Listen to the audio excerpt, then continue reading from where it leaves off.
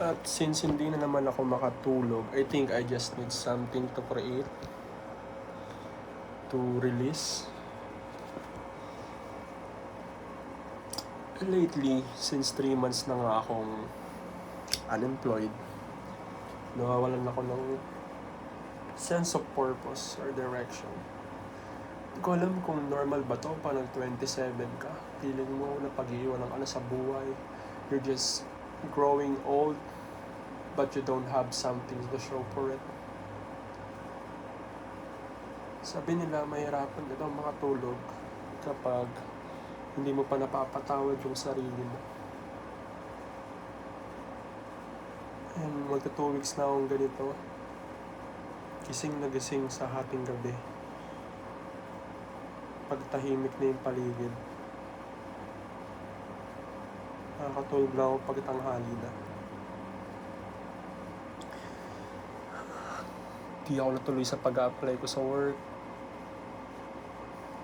Parang lately, nawawalan ako ng gana talaga sa mga bagay-bagay. Nauubusan ako ng mga bagay na i-look forward.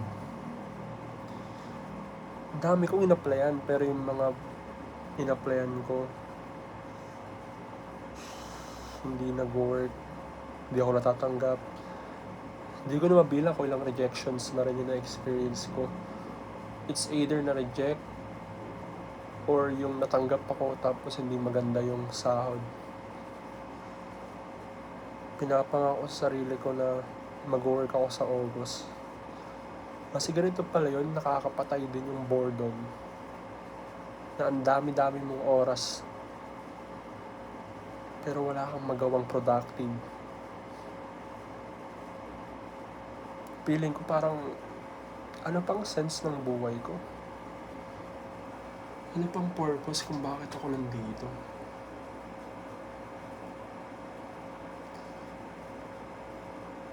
Paano ako makakatulong sa mga tao? Paano ako magkikreate ng value?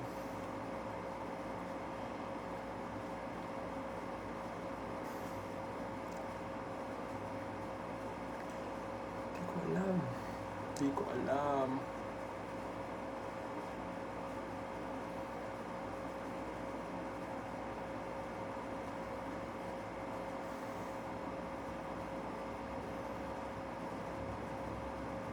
Uulit at uulit lang tong cycle na to hanggat wala akong ginagawang action.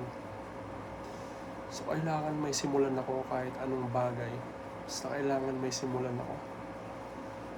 Dahil stuck na ako dito.